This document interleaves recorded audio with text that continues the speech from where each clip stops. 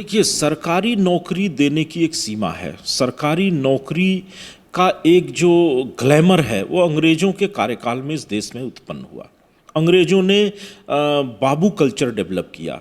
अंग्रेजों के यहाँ नौकरी करना एक बड़ा फैशन का विषय बन गया था और नौकरी करने वाले लोगों को लोग मोटा दहेज देकर के अपनी बेटी देने लगे। ऐसा एक वातावरण इस देश में बन गया था। भारतीय जनता पार्टी नरेंद्र मोदी भाई की सरकार ने इस मानसिक स्थिति में परिवर्तन लाने का काम किया है। आज देश का नवयुवक स्टार्टअप खड़े करके इतना रोजगार का साधन उत्पन्न कर रहा है। आज भारत में मैन्युफैक्चरिंग के नई नई संभावनाएं खुली हैं। मोबाइल मैन्युफैक्चरिंग हो, अडानी को हर कुछ दे दिया, एलआईसी से पैसा दिला दिया, एसबीआई से पैसा दिला दिया, एक शब्द चूंट से चाह नहीं, क्रेडिट लिमिट देखते नहीं, किसी का भी पैसा दिलाते क्योंकि वो मोदी जी के दोस्त हैं।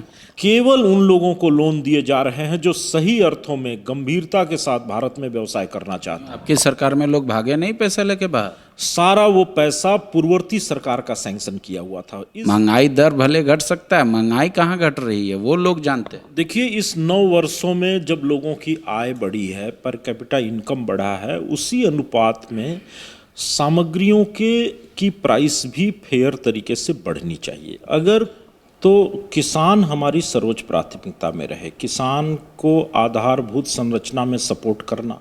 केंद्र में नरेंद्र मोदी की सरकार ने 9 वर्ष पूरे कर लिए हैं। कांग्रेस ने कहा इन 9 वर्षों में 9 सवाल हैं हमारे। किसानों का कितना पैसा बढ़ा, भ्रष्टाचार कितना खत्म हुआ, महंगाई और बेरोजगारी क्या है, इन सब सवालों के इतर हमारे साथ इस वक्त इस मुद्दे पर बात करने के लिए बीजेपी के वरिष्ठ नेता प्रदीप वर्मा जी हैं। प्रदीप जी, मेरा सवाल सीधा होगा और सीधा जवाब भी हमको चाहिए, अगर संभव हो सके तो। किसान का कितना प्रतिशत आय बढ़ा? अब तक बीजेपी ने प्रेस कॉन्फ्रेंस करके नहीं बताया।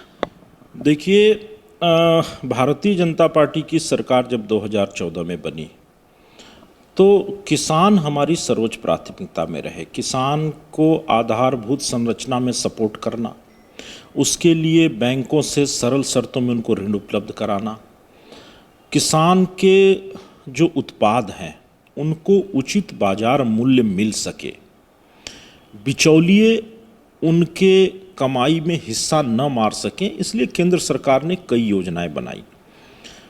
आज उनके प्रमुख उत्पाद गेहूं, चावल। मेरा सवाल है, आपने कहा था 2 गुना कर देंगे किसानों का आय।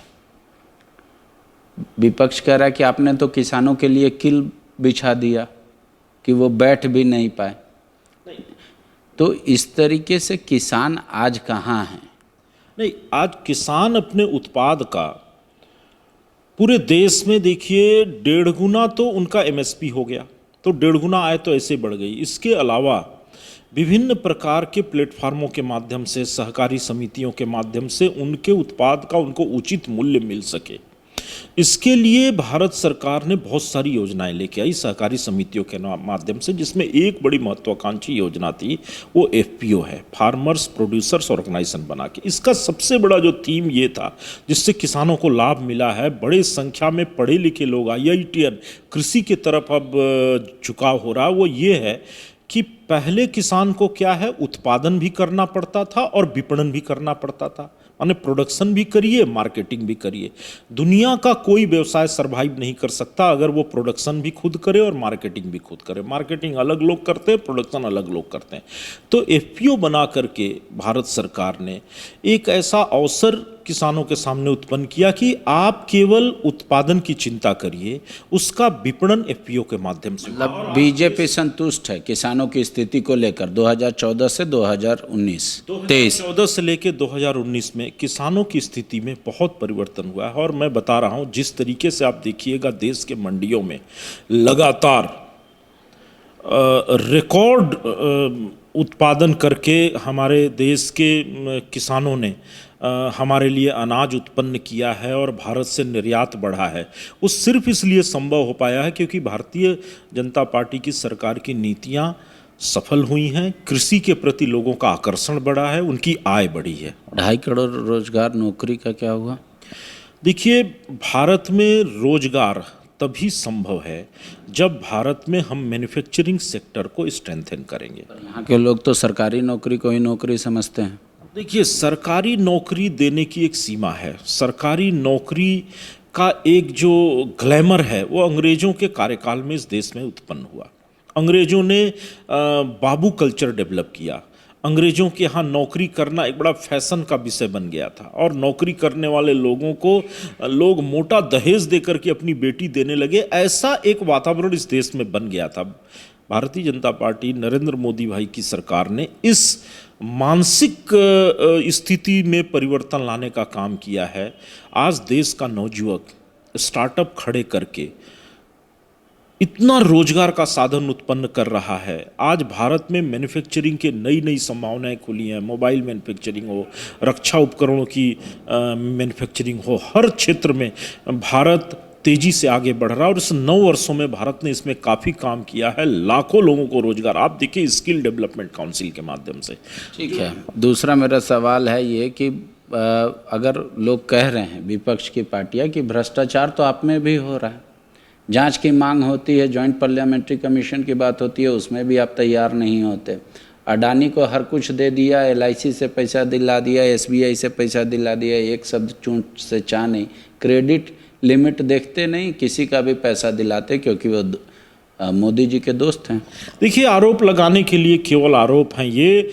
आज जितने लोग बैंक का पैसा लेकर के इस देश से बाहर भागे हैं वो सारे के सारे UPA के सरकार में दिए हुए लोन हैं।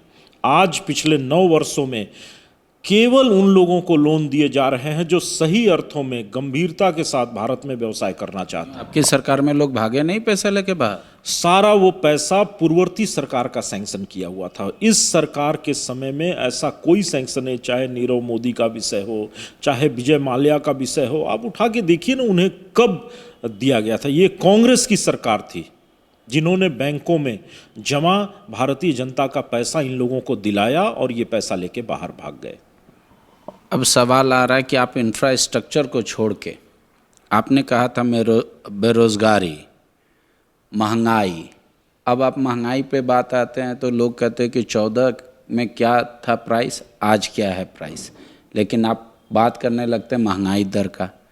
महंगाई दर भले घट सकता है, महंगाई कहाँ घट रही है वो लोग जानते हैं। देखिए, इस 9 वर्षों में जब लोगों की आय बढ़ी है, पर कैपिटा इनकम बढ़ा है, उसी अनुपात में सामग्रियों की प्राइस भी फेयर तरीके से बढ़नी चाहिए। अगर थोड़ी देर के लिए एग्जाम्पल लेते हैं, किसी कृषि उत्पाद का प्राइस अगर 2014 में 5 रुपए था तो उसी अनुपात में किसान को उसका हिस्सा मिलेगा। आज वो अगर 10 रुपया किलो बिकेगा तो उसके अनुपात में किसान को फायदा मिलेगा। तो किसी भी उत्पाद का एक नियंत्रित तरीके से प्राइस बढ़ना ये इकोनॉमी में अच्छा माना जाता है। एबनॉर्मल नहीं होना चाहिए। महंगाई दर बेतहाशा नहीं बढ़नी चाहिए। आज महंगाई दर केवल 4.7% अपने आप में दर्शाती है कि भारत में जो चीज़ों के दाम बढ़ रहे हैं वो उसी अनुपात में बढ़ रहे हैं जिस अनुपात में उनको बढ़ना चाहिए। जिस अनुपात में लोगों की क्रय शक्ति बढ़ी है, जिस अनुपात में लोगों का आय बढ़ा है, उस अनुपात में महंगाई दर बढ़ना उत्पादकों के हित में होता है। मेरा 2 आखिरी सवाल रहेगा। एक, आपको लगता है कि ये 10 सालों में या 9 सालों में ऐसी परंपरा जाग उठी है कि पहले पूछा जा रहा है कि जात क्या है, प्रधानमंत्री किस जाति से आते हैं, वो खुद व्याख्या करते हैं स्टेज पे जाके, राष्ट्रपति का जात बताया जा रहा है, मंत्रियों का बताया जा रहा है कि हमारे पास इतने पिछड़े जाति। ये भी कल्चर तो आप ही ने डेवलप किया? नहीं, हम जाति की बात नहीं करते। भारतीय जनता पार्टी कभी किसी जाति की बात नहीं करती, हम समाज की बात करते हैं। हम पहले भी भारत एक वर्ण व्यवस्था में पलने वाला समाज रहा है, हम समाज की बात करते हैं। आज इस देश में OBC समाज है, ST समाज है, SC समाज है, ये समाज है। हम जाति की बात नहीं करते हैं और जो पिछड़ा हुआ समाज है उसकी बात हम करते रहे हैं और करते रहेंगे।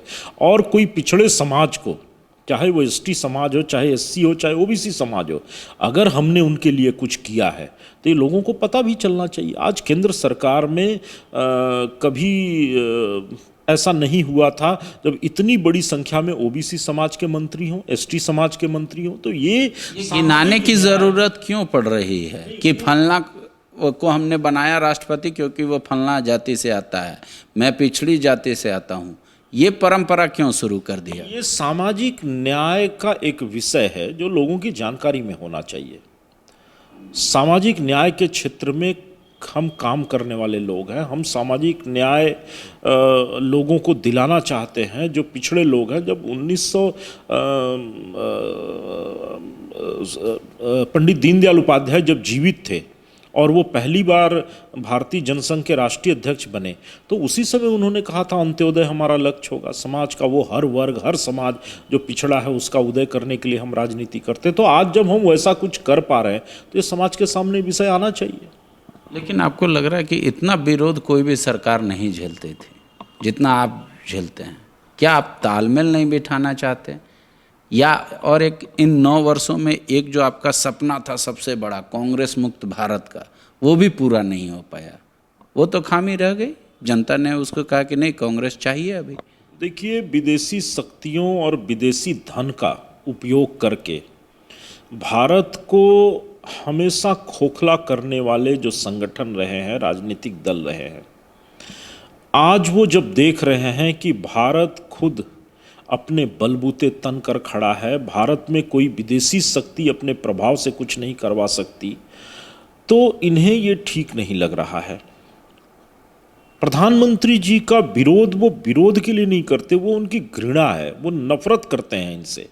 उन्हें ये बर्दाश्त ही नहीं होता है कि कोई नेता ऐसा भी हो सकता है जो बिना भ्रष्टाचार के देश चलाए, जो बिना छुट्टी लिए लगातार 20-22 सालों से काम कर रहा हो, बिना सैर सपाटा किए 20-22 वर्षों से काम कर रहा हो, जिसने देश में ज़मीनें नहीं खरीदी, हिमाचल प्रदेश में जाके जिसके बंगले नहीं बन रहे हों। ये इन्हें हजम नहीं हो रहा है क्योंकि ये इस प्रकार का एक प्रतीक गढ़ रहे हैं प्रधानमंत्री जी, जिसके पैमाने पे आने वाले दिनों में देश की जनता इस देश के राजनीतिज्ञों को मापेगी, परखेगी। इससे ये घबरा रहे हैं। देश में जिस प्रकार का एक राजनीतिक शुचिता का एक उदाहरण प्रधानमंत्री जी प्रस्तुत कर रहे हैं, उससे ये घबराए हुए हैं। 10 साल का काम तीसरी बार मौका दिलाएगी बीजेपी? निश्चित रूप से देश की जनता और अधिक मतों से, पिछली बार से भी ज़्यादा, 2014 से ज़्यादा समर्थन 2019 में प्रधानमंत्री जी को मिला और 2024 में उससे भी अधिक समर्थन देश की जनता प्रधानमंत्री जी को देने वाली है। धन्यवाद। 9 सालों में बीजेपी का कार्यकाल कैसा रहा? केंद्र की मोदी सरकार कितना आपकी आकांक्षाओं को पूरा कर पाई? वो आप कमेंट बॉक्स में लिखिएगा। और आपके भी अगर कोई निजी सवाल हो जो नेताओं से पूछने चाहिए, वो भी हमें लिखकर बताइएगा। तब तक नेताओं का जो पक्ष और विपक्ष है उनका बयान आप सुनते रहिए। शुक्रिया। बायोम जो है मेडिकल प्रिपरेशन का एकमात्र संस्थान जहां है complete digital classrooms, video lectures, student tracking system, library facility and 100% result oriented rankers batch. Biome Hinoo एवं नगरा टोली, Ranchi.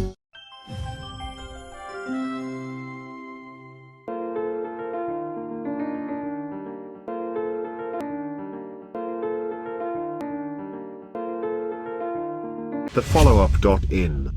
Like, share, and subscribe. www.thefollowup.in